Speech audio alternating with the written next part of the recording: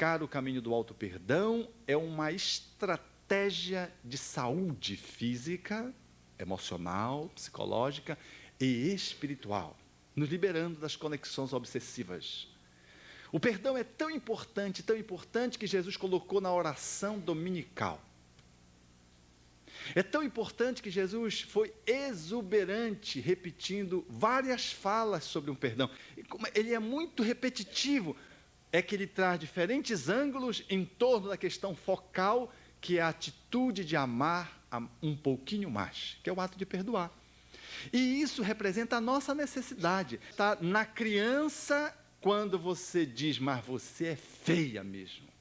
Eu não suporto criança feia. E a tua filha guarda um sentimento de profunda mágoa, porque não tem coisa pior para um filho do que ser desamada pelos seus pais.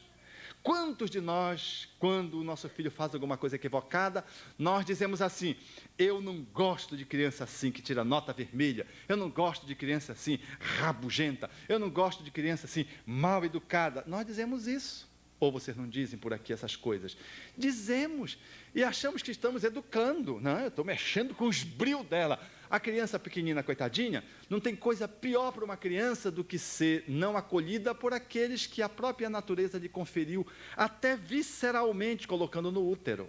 E imagine aqueles que geraram, de repente olham para ela e dizem, eu não suporto você, porque você mentiu, porque você tem ciúme. Eu vejo no meu consultório, as criancinhas estão lá.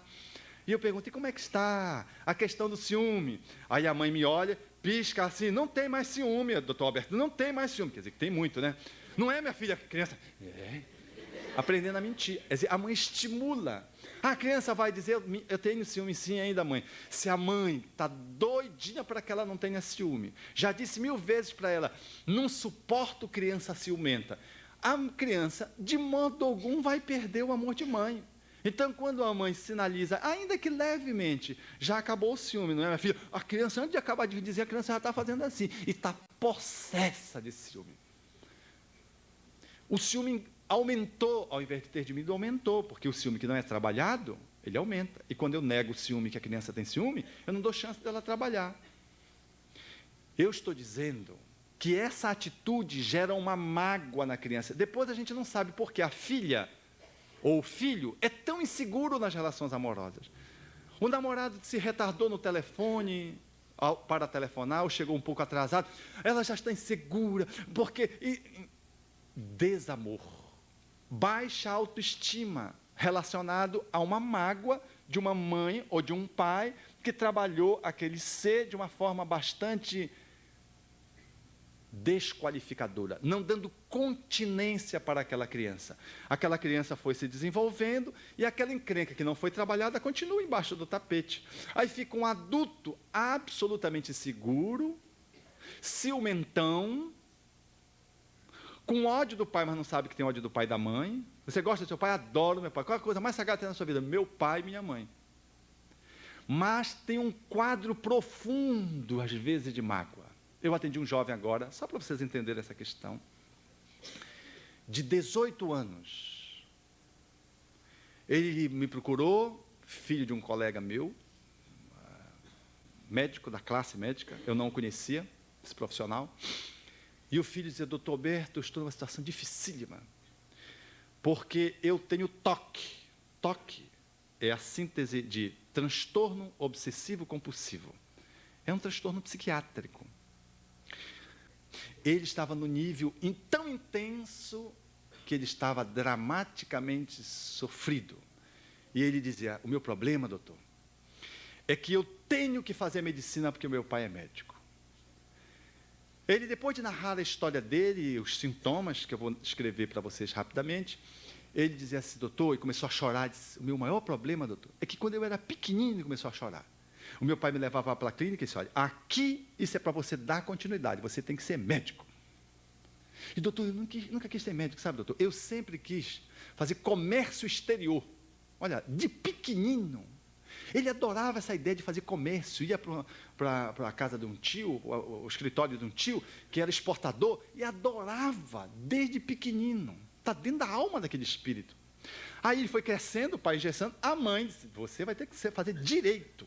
Ele foi crescendo, fez vestibular para medicina, mas passou em odontologia. E o pai disse, todo odontólogo é um médico fracassado. E aí, ele foi desenvolvendo o transtorno obsessivo compulsivo. Ele levantou da cadeira e disse, por exemplo, doutor, aqui está o celular, aqui está a minha carteira. Aqui é o meu pai, aqui é a minha mãe. Então, às vezes, eu, quando falo o nome, não sei se você já prestou atenção, quando eu falo do meu pai, eu sempre olho para cima, porque o meu pai e a minha mãe, as coisas mais sublimes que tem, então eu tenho que colocar no céu, porque eu não posso maltratá-lo, não posso discordar. Então, eu levanto o meu pai para o céu, levanto a minha mãe para o céu, aí eu caminho. Então, eu fico fazendo esse movimento. As pessoas não se dão conta que eu faço esse movimento. E ele, chorando, dizia, eu quero fazer comércio exterior, mas eu tenho que fazer medicina, e começava a chorar. Porque eu tenho que fazer medicina, mas quando eu fizer medicina, eu faço, vou pegar o canudo e vou dizer, tome, isso é para o senhor, agora eu vou fazer o que eu quero. Esse jovem, castrado pelo pai, castrado pela mãe de um lado e de outro, ele vivendo nessa bipolaridade, ele desenvolveu um grave processo mental, obsessivo-compulsivo, face a um ódio que ele tem do pai. Ele tem um ódio do pai e da mãe, mas ele não diz que tem um ódio. O pai está no céu e na terra, está lá no céu junto com a mãe. Então ele põe assim, pisar no degrau, não pode pisar sobre o pai, mas a vontade que ele tem é de esmagar esses pais. Mas já viram alguém querer esmagar os pais? Isso é pecaminoso, isso é horrível. Então, para ele, os pais são as coisas mais sagradas, no nível consciente, mas no nível inconsciente, ele odeia esses pais que violentaram-no. Vocês estão compreendendo o que eu estou dizendo? Esse pai disse para esse filho que desde pequenino quer fazer comércio exterior, você vai ter que ser médico, eu sou seu pai, eu sou representante de Deus, eu sou a coisa mais sagrada na sua vida, você tem que... E esse filho disse, é meu pai, coisa mais sagrada, eu tenho que fazer a vontade dele, mas eu tenho que ir contra a minha vontade. Eu, inconsciente, odeio você, mas eu amo você, porque você é meu pai.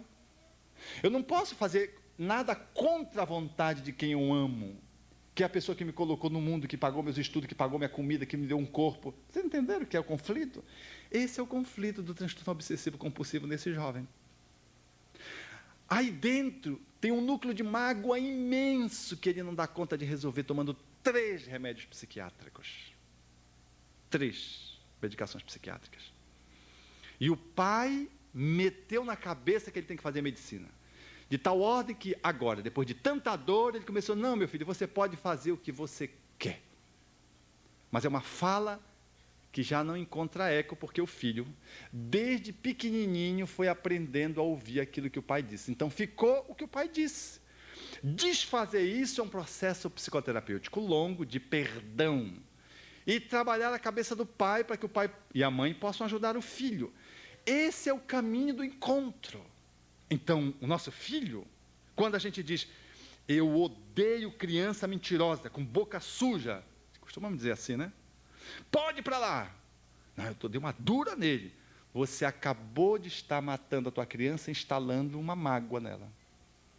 E essa boca suja vai ter uma dificuldade imensa mais tarde de achar que ela tem uma boca higienizada.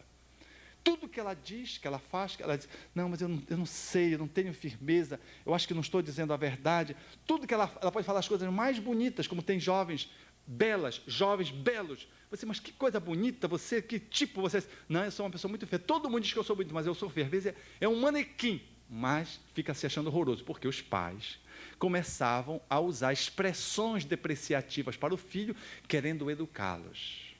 No processo educativo, nós vamos estabelecendo essas culpas e essas mágoas. É diferente dizer, meu filho, eu não suporto esse tipo de comportamento, a mentira em você, mas eu amo você. Aí é diferente.